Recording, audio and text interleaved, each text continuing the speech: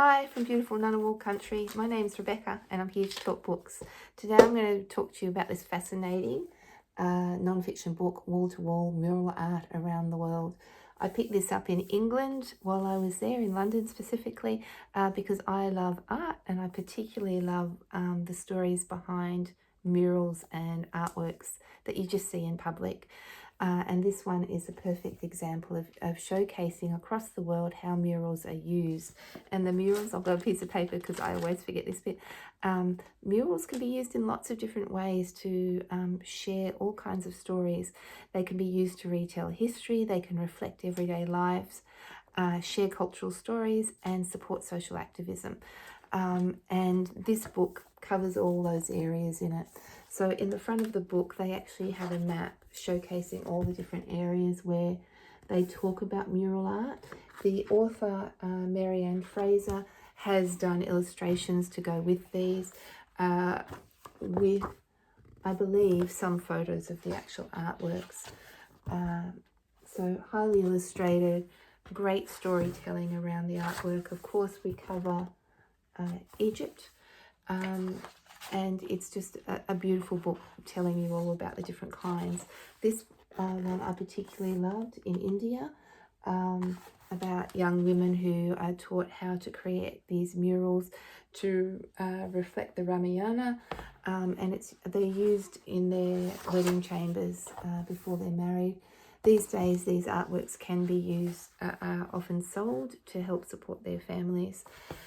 And then I'm going to skip through to the very last one because this one took my breath away.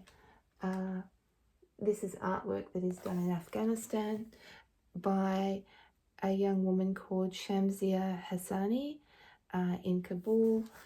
This is from 2014, a reflection of how women are treated, and I just think it's absolutely beautiful and fascinating.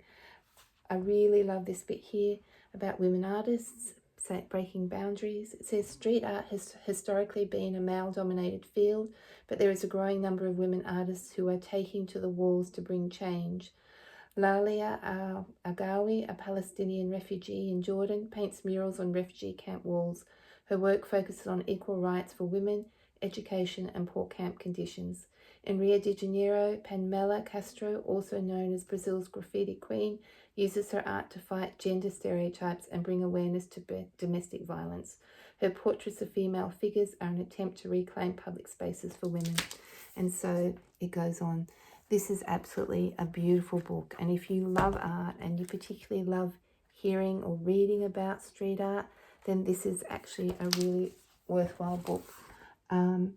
This one is the only thing that I would say, if you were reading this with primary school students, just be aware that they do talk about Herring and his Crack His Whack mural. Nothing offensive in it, but you just have to be aware that you will need to talk to children about drug use. Great book. Go out and have a look and see if you can find it if you are interested in mural art or you're just interested in art and art through the ages. Great book to look at. Thanks for listening. Hope to see you soon.